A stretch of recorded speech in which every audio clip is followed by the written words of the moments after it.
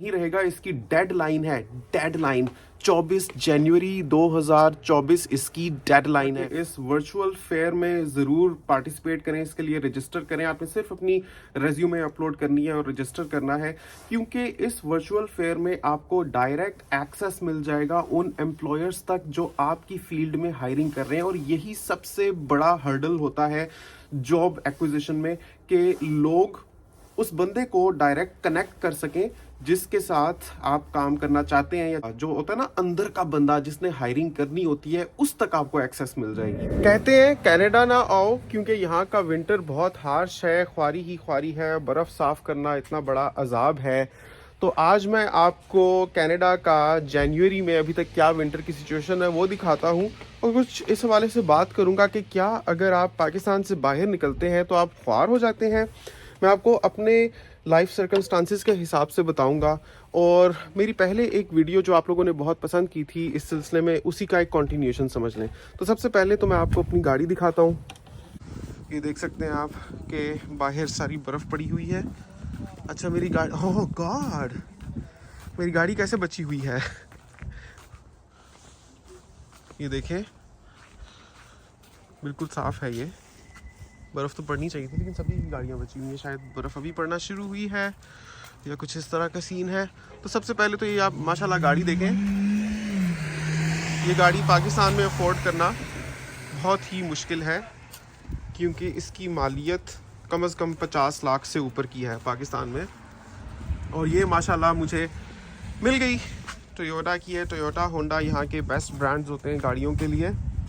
तो चले, ये तो बात रही गाड़ी की। मैं ख्वारी की बात कर रहा था कि कहते हैं ख्वारी का ये पॉइंट मेंशन किया जाता है कि बर्फ़ बहुत ज़्यादा है, कनाडा में बहुत हार्श विंटर है। तो ये एक तो आपको मैं सजेस्ट करूंगा कि कनाडा आते हैं तो आपको पता होना चाहिए कि कनाडा में आप कहाँ आएँ।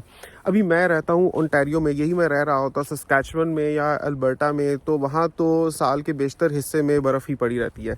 जनवरी की 6 तारीख है और कितनी सी बर्फ़ है कि सड़कें सारी साफ़ है, और ये जो पड़ी हुई है ये भी पिघल रही है, बीच बीच में से आपको घास नज़र आ रही है। तो इसको मैनेज करना कोई मसला नहीं होता। अच्छा, दूसरी बात ख्वारी की ये बताई जाती है कि यहाँ पर हलाल खाना ढूंढना बहुत मुश्किल होता है। मैं देख रहा था सिस्ट्रोलॉजी, वैसे मैं उस चैनल को पसंद नहीं करता लेकिन देखता रहता हूँ कि कहाँ जाते हैं क्या करते हैं। तो सिस्ट्रोलॉजी आजकल गई हुई है फुकेट में, थाईलैंड में, वहाँ पर उसने बताया है कि उसको हलाल खाना नहीं मिल रहा। तो ये जो प्रॉब्लम है ये सिर्फ कनाडा में नहीं है, दुनिया के दूसरे ममालिक में भी है जो नॉन मुस्लिम मुल्क हैं। कनाडा में बल्कि आसानी है, आप देख ही सकते हैं, मैंने कल के व्लॉग में आपको दिखाया था। अगर आप शादी जैसा खाना खाना चाहते हैं, आप बूफे करना चाहते हैं, वो तक आपको यहाँ पर 10 मिनट्स की ड्राइव पर मिल जाता है। तो कनाडा में हलाल खाने की कोई कमी नहीं है। हाँ, ये कि थोड़ा सा से ग्रोसरी करते वक्त आपको चीज़ें देखनी पड़ती हैं, आइसक्रीम्स के इंग्रेडिएंट्स देखने पड़ते हैं, केक्स के इंग्रेडिएंट्स देखने पड़ते हैं। अदरवाइज़ हलाल फूड आपको हर जगह यहाँ पर मिल जाता है, तो कोई ख्वारी नहीं है। तीसरा पॉइंट ख्वारी का ये बताया जाता है कि यहाँ पर आओगे तो जॉब ढूंढना बहुत मुश्किल होगा। सबसे पहले तो मैं आपको बताऊंगा कि उसकी एक जॉब स्ट्रैटेजी होती है जो मैं अपने तजर्बे से सीखा हूँ, जो मैं आपको भी गाइड करता रहता हूँ अपनी वीडियोस में। और ख़ास तौर पे उसके लिए बहुत इंपॉर्टेंट चीज़ है कैनेडियन स्टाइल रेज्यूमे।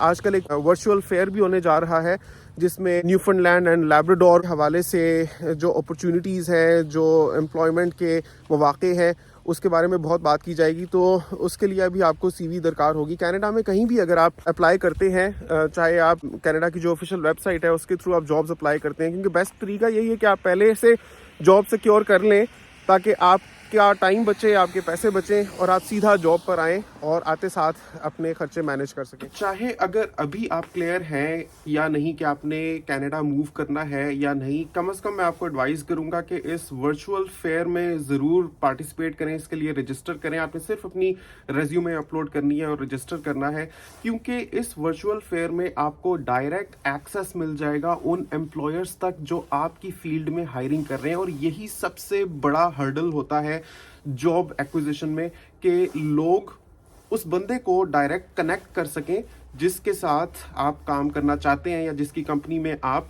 जॉब हासिल करना चाहते हैं, तो इस जॉब फेयर का यही फायदा होने वाला है कि आपको डायरेक्ट कनेक्शन मिल जाएगा। जो होता है ना अंदर का बंदा जिसने हायरिंग करनी होती है, उस तक आपको एक्सेस मिल जाएगी। और इसलिए भी कि ये वर्चुअल फेयर हमेशा खुला नहीं रहेगा, इसकी डेडलाइन है, डेडलाइन 24 जनवरी 2024 इसकी डेडलाइन है। इन लोगों के लिए जो साउथ ईस्ट एशिया से अप्लाई करना चाहते हैं या मिडिल ईस्ट से अप्लाई करना चाहते हैं, इसके पहले अफ्रीकन्स के लिए अलग डेडलाइन थी।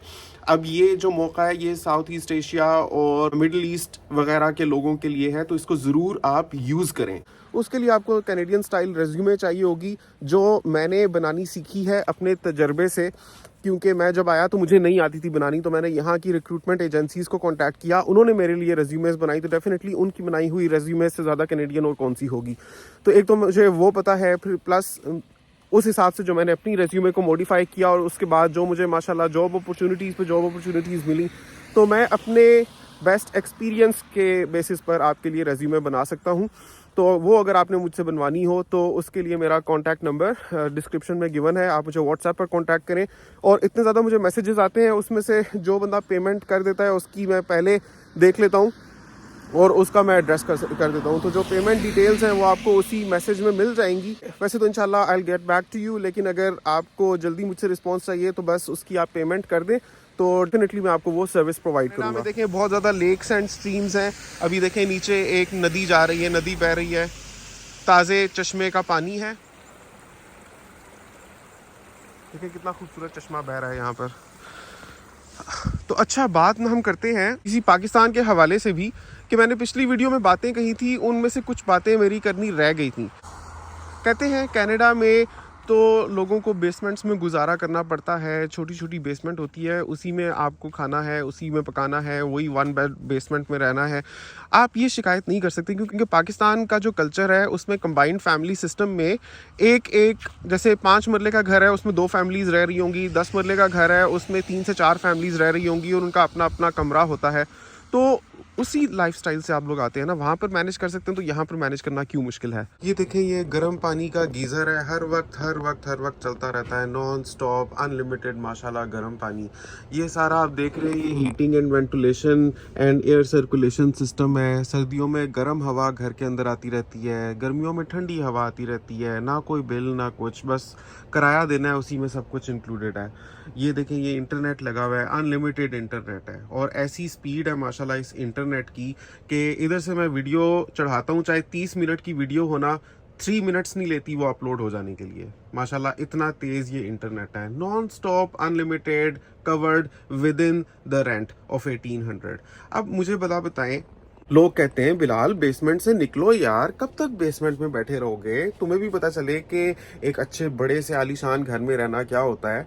अब आप मुझे बताएं, इस बेसमेंट को मैं छोड़कर अच्छे बड़े से आलीशान घर में जाता हूँ, कम से कम 2600-2700 का वो घर मिलेगा, और उसके बाद उसके जो यूटिलिटी बिल्स एंड एक्सपेंसेस सारा कुछ डालकर $3200-3300 बन जाएंगे, तो ऑलमोस्ट डबल हो जाएगा मेरा किराया। तो मुझे क्या जरूरत पड़ी है बेसमेंट छोड़ने की? पड़ी है नीचे कमेंट करके बताएं। कहते हैं ठीक है, बाहर के मुल्क में कमाई बहुत ज़्यादा है, लेकिन कमाई के साथ साथ टैक्स इतना ज़्यादा होता है कि आपकी कमाई का एक सब्सटैंशियल हिस्सा तो टैक्स में ही निकल जाता है। इसमें कोई शक नहीं है कि यहाँ पर टैक्सेस बहुत ज़्यादा है, लेकिन अगर आप देखेंगे टैक्सेस लगने के बाद भी जो आपको बचते हैं पैसे, उसमें जिस किस्म का आपका लाइफ स्टाइल है और उस लाइफ स्टाइल के साथ भी आपको जो पैसे बचते हैं, वो अगर आप देखें तो आप टैक्स की शिकायत नहीं कर सकते। प्लस यहाँ की गवर्नमेंट अपने लोगों का बहुत ख्याल करती है। अभी कोविड आया था तो दुनिया भर में लोग जॉब्स से निकाले गए थे, यहाँ पर गवर्नमेंट ने घर बैठकर लोगों को पैसे खिलाए हैं। मैं आपको उसकी डिटेल्स भी दे देता हूँ, आप खुद देख सकते हैं कि कैसे लोगों को घर बैठे चेक्स मिले थे यहाँ पर। तो यहाँ पर इन्फ्लेशन हो रही है, गवर्नमेंट को उसका अंदाज़ा है, और ग्रोसरी रिबेट्स मिलते हैं इन्फ्लेशन को फाइट ऑफ करने के लिए। कहते हैं कनाडा इतना महंगा हो गया है कि यहाँ पर अब कोई घर नहीं ले सकता। भाई घर लेने की जहाँ तक बात है, आप एक बात समझ जाएं, ये एक नॉन मुस्लिम कंट्री है, इनके अपने वैल्यूज़ और सिस्टम्स हैं। इंटरेस्ट तो यहाँ पर हर चीज़ में ही समझ लेके है कि बचना उससे बहुत ही मुश्किल है। कनाडा में आकर बहुत से मुसलमान भी मॉर्गेज पर घर लेते हैं, वो बैंक्स की मॉर्गेजेस होती हैं जो सूद होता है, चिट्टा सूद। लेकिन इसी सूद से बचने के लिए बहुत से लोग किसी हद तक अफोर्ड कर भी सकते हैं, लेकिन फिर भी मॉर्गेज के चक्कर में पड़ने से गुरेज करते हैं। لیکن اس کا آلٹرنیٹ ہے اسلامک مورٹگیج. لیکن اسلامک مورٹگیج ہو یا بینک کی مورٹگیج ہو, آپ کو کچھ نہ کچھ تو حصہ پہلے سے ارینج کر کے رکھنا ہی ہوتا ہے, اس کے بعد ہی آپ گھر خرید سکتے ہیں. اب پہلے سے جو حصہ آپ کو ارینج کر کے رکھنا ہوتا ہے وہ کم از کم 5% ہے. 5 سے لے کر 20% تک آپ کو ارینج کرنا ہوتا ہے. 5% ارینج کرتے ہیں تو 5% آپ کے ساتھ گورنمنٹ بھی انویسٹ کر دیتی ہے, اور باقی جو پیسے رہ جاتے ہیں وہ آپ کو فائنانس کروانے ہوتے ہیں یا اس کی آپ کو مورٹگیج بنوانی ہوتی ہے. اب اس طرح کے بڑے بڑے عالی شان گھر اگر آپ خریدنے کا سوچیں گے تو ظاہر ہے یہ تو آپ کو ملینز آف ڈالرز سے کم کے نہیں مل سکتے. اگر آپ گھر لینے کے بارے میں سوچتے بھی ہیں اینڈ تھرو اسلامک مورٹگیج, تو آپ کونڈوز سے شروع کریں, یعنی جو 1 بیڈ اپارٹمنٹس ہوتے ہیں یا 2 بیڈ اپارٹمنٹس ہوتے ہیں, کانڈومینیمز ہوتے ہیں, ان سے شروع کریں. یا پھر جو پرانے گھر ہوتے ہیں جن کی تھوڑی خستہ حالت ہوتی ہے, تھوڑے سستے میں بک رہے ہوتے ہیں, وہ والے گھر آپ لینے کا ایم کر سکتے ہیں. لیکن اگر ایک $4 لاکھ کا بھی گھر ہے اور اس کا آپ کو 20% ارینج کرنا ہے, کیونکہ اگر آپ 5% صرف پیسے رکھ کے بیٹھے ہوئے ہیں اور آپ مورٹگیج تو کروا سکتے ہیں لیکن آپ کی ماہانہ مورٹگیج بہت زیادہ بنے گی, تو کم از کم آپ 20% تو ارینج کریں ہی. تو اگر آپ 4 لاکھ کا 20% کی بات کرتے ہیں تو تقریباً $80,000 ہوتا ہے. تو اگر آپ کے پاس $80,000 ہیں تب آپ ایک 4 لاکھ کی پراپرٹی کی مورٹگیج کروا سکتے ہیں. اب $80,000 ارینج کرنا ان کو پاکستان یا انڈیا یا کہیں سے بھی کینیڈا لے کر آنا اپنے آپ میں ایک تھوڑا سا مشکل پروسیجر ہے. اور پھر وہ جو 20% ہوتا ہے وہ تو 20% ہے. اس کے بعد جب آپ اس چکر میں پڑیں گے تو لٹرن پٹرن اوپر سے اس کی فیس اس کی فیس, وہ چیزیں کرتے کرتے آپ کا 80 کا 85 یا 86 بن جاتا ہے جو آپ کو ضرورت ہوگا شروع میں. اور اس کے بعد آپ یہ کر سکتے ہیں کہ آپ رینٹ دینے کی بجائے آپ اسی کی مورٹگیج پے کریں اور آپ کی ایکویٹی بلڈ ہوتی جائے گی. لیکن اگین اگر آپ مسلمان ہیں تو میں یہی کہوں گا کہ اسلامک مورٹگیج کی طرف جائیں. اب اسلامک مورٹگیج بینکس کی مورٹگیج سے کتنی مہنگی پڑتی ہے, اگر آپ کو اس کی ڈیٹیلز چاہیے تو آپ نیچے کامنٹ کریں کہ بلال بھائی اسلامک مورٹگیج کے بارے میں ایک تفصیلی ویڈیو بنا دیں جس میں ہمیں اس کی ایچک بیچک بتائیں. تو اگر عوام کا انٹرسٹ ہوگا وہ مجھ سے ریکویسٹ کریں گے تبھی میں وہ ویڈیو بناؤں گا. کہتے ہیں اسلام پاکستان میں ہے, وہ ایک اسلامی معاشرہ ہے, ادھر مسلمان سارے اکثریت میں ہیں, تو آپ سیف رہتے ہو ایز کمپیئر ٹو ویسٹ یا مغربی ممالک کہ وہاں پر آپ اقلیت ہو. کبھی بھی کسی قسم کی بھی خانہ جنگی ہو سکتی ہے, کسی قسم کا پولیٹیکل ٹرموائل ہو سکتا ہے, تو آپ کے اوپر اس کا امپیکٹ آئے گا. پہلی نمبر پر میں آپ کو یہ کہنا چاہوں گا کہ اپنے ملک میں رہتے ہوئے بھی اب ہم لوگ سیف نہیں ہیں.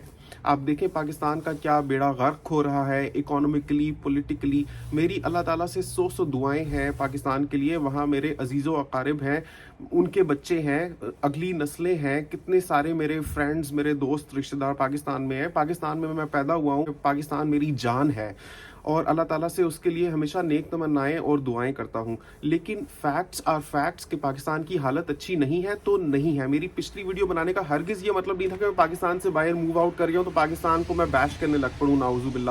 کبھی بھی میں ایسے نہیں کروں گا. لیکن آپ کو جو چیزیں میں نے بتائی ہیں وہ ریالٹی بیسڈ تھیں. اب یہاں پر بھی میں آیا ہوں, میں اکثر ریفلیکٹ کرتا ہوں اپنے لائف سٹائل پر, تو سوچتا ہوں کہ اللہ تعالیٰ کے پاس کوئی ریزن تھا مجھے یہاں پر بھیجنے کے لیے. جیسے میں آپ کو بتاؤں کہ بہت سے نان مسلمز ہیں جو مجھ سے پوچھتے ہیں چیزیں اسلام کے بارے میں, کیونکہ میں ان کے سامنے ایک چلتی پھرتی مثال ہوں. جیسے اللہ تعالیٰ فرماتا ہے نا کہ ہر مسلمان اپنے دین کا نمائندہ ہے, آپ ایک چلتے پھرتے رول ماڈل ہیں. اگر آپ ایک ایسی سچویشن میں ہیں جہاں 10 میں سے صرف ایک مسلمان ہے اور وہ آپ ہیں, تو لوگ اسلام کو, مسلمانوں کو آپ کے قول, فعل اور اعمال کے ذریعے پرکھنے اور سمجھنے کی کوشش کریں گے. تو بہت بڑی رسپانسبلٹی آپ کے کندھوں پر آ جاتی ہے کہ جب آپ ویسٹ میں موو کرتے ہیں تو اسپیشلی اپنے دین کے اور زیادہ قریب ہو جائیں اور اس پر چلنے کی کوشش کریں, کیونکہ لوگ خالی آپ کو نہیں دیکھ رہے, لوگ آپ کے ذریعے پورے دین کو سمجھ رہے ہیں. اور ہو سکتا ہے کہ آپ کی کوئی اچھی بات کسی کے دل میں گھر کر جائے اور کوئی آپ کو دیکھتے ہوئے صراط مستقیم پر چلنے لگ پڑے, تو وہ اپنی زندگی میں جو اچھائیاں کرے گا اس کا ثواب آپ کو بھی ملے گا. تو rather than thinking like this کہ میں ایک ایسی جگہ پر آ گیا ہوں جہاں مسلمان مائنورٹی میں ہے, میں ایسے کیوں نہیں سوچتا کہ جب حضور صلی اللہ علیہ وسلم پیدا ہوئے تھے اس وقت اسلام موجود ہی نہیں تھا ایز اے دین. ان سے بڑی اقلیت کون سی ہوگی اس سرکمسٹانسز میں, تو وہ کیسا چینج لے کر آئے, دین حق کی بات انہوں نے پھیلائی لوگوں تک. تو اسی طرح سے میں یہ سوچتا ہوں کہ مجھے یہاں پر بہترین اخلاق رکھنا چاہیے اور اسلام پر پوری طریقے سے چلنے کی کوشش کرنی چاہیے، کیونکہ میں ہر وقت آبزرو کیا جا رہا ہوں by the people around me. اور سب سے جو ایک مین پوائنٹ لوگ لے کر آتے ہیں نا، جب کینیڈا کے ڈاؤن سائڈ ڈسکس کر رہے ہوتے ہیں، کہتے ہیں کہ یہاں پر آپ کو ڈیلی اٹھ کے کام پر جانا پڑتا ہے، ایک مشینی زندگی ہے کہ آپ اسی میں لگے پڑے ہو، آپ کا وقت گزر رہا ہے بس ڈالر کمانے کے پیچھے، آپ کو ڈیلی جاب پر جانا ہے. پاکستان میں کتنی عیاشی تھی، آرام سے بیٹھے رہتے تھے، نہ کوئی کمانے کی ٹینشن، کیونکہ ریلیٹیولی سستی تھی چیزیں. تو ایک بندہ کام کرتا ہے، پورا کنبہ پل جاتا ہے، کوئی اس طرح سے بھاگم دوڑ نہیں ہوتی. تو کدھر آپ ایک عیاشی کی، ایک لیڈ بیک، آسان، ایک آزاد سی زندگی چھوڑ کر ادھر آ کے کام کرنے لگ پڑے ہو. تو ان کو میں یہ کہنا چاہوں گا کہ کینیڈا ہو یا پاکستان ہو، ہر بندے کو محنت کرنی پڑتی ہے. فرق یہ ہے، پاکستان میں جو بندہ صبح 7 بجے اٹھ کر شام کے 6 بجے واپس آتا ہے، وہ 30 یا 40 ہزار روپیہ کما رہا ہے، جبکہ آپ کا کوسٹ آف لیونگ اتنا انکریز کر چکا ہے کہ ایک 4 بندوں کی فیملی جو ہماری تھی، ہمارا ماہانہ خرچہ تقریباً 1.5 لاکھ روپیہ تھا، اور ہمارا گھر اپنا خود کا تھا. تو سیلری پیشہ افراد تو پاکستان میں بھی ہیں، انڈیا میں بھی ہیں، ان کو بھی صبح اٹھنا پڑتا ہے، رات کو واپس آنا پڑتا ہے، ان کو بھی محنت کرنی پڑتی ہے. ایکچولی کینیڈا ہو، یو کے ہو، آسٹریلیا ہو، یو ایس ہو، یہاں پر سب سے زیادہ آنا انہی لوگوں کو سوٹ کرتا ہے جو اپنے ملکوں میں نوکریاں کر رہے ہوتے ہیں، بنسبت ان کے جو اپنی ملکوں میں بزنسز کر رہے ہوتے ہیں یا سرکاری نوکریوں پر ہوتے ہیں، ان کے تو پھر بھی اچھا لائف سٹائل ہے. لیکن جو لوگ نوکریاں کر رہے ہیں پاکستان میں، انڈیا میں، ان کو خاص طور پر کوشش کرنی چاہیے کہ اگر کسی طریقے سے وہ باہر موو کر سکتے، کیونکہ ادھر بھی انہوں نے محنت کرنی ہے، صبح اٹھنا ہی ہے، سارا دن انہوں نے کام پر رہنا ہی ہے. تو کم از کم کوشش کریں کہ اگر آپ کر سکتے ہیں تو ایسے ملکوں میں موو ہو جائیں تو آپ زیادہ کما پائیں گے. لیکن اگر آپ کی دسترس سے باہر ہو تو ہرگز آپ نے پریشان نہیں ہونا، آپ نے ہمت نہیں چھوڑنی. جیسے کر رہے ہیں محنت کرتے رہیں، اللہ تعالیٰ سے دعا کریں آپ کے لیے، اللہ تعالیٰ وہاں پر رہتے ہوئے انشاءاللہ تعالیٰ بہتری کے وسیلے بنا دے گا. ہماری ویڈیوز دیکھ کے ہرگز آپ لوگ دل چھوڑا مت کریں. میں یہ ویڈیوز ہرگز ان کو ڈسہارٹ کرنے کے لیے نہیں بنا رہا ہوتا جو اگر باہر نہیں آ سکتے تو وہ سمجھے کہ ہمارے لیے کوئی ہوپ نہیں ہے. آپ کو نہیں پتا، میں کوئی نہیں ہوتا ہوں ڈیسائیڈ کرنے کے لیے، اللہ تعالیٰ ہے، کسی بھی طریقے سے آپ پر فضل کر سکتا ہے. تو آپ نے اپنے ہوپس ہائی رکھنے ہیں. امید کرتا ہوں آج کی ویڈیو آپ کو بہت پسند آئی ہوگی. باقی اگر آپ مزید ڈیٹیلز جاننا چاہتے ہیں اسلامک مورٹگیج کے بارے میں تو نیچے کامنٹ کریں. اگر آپ مجھ سے اپنی سی وی بنوانا چاہتے ہیں تو مجھے واٹس ایپ پر کانٹیکٹ کریں اور آپ پیمنٹ کریں وہاں پر. آپ سے ملتا ہوں اگلی ویڈیو میں، تب تک کے لیے اللہ حافظ.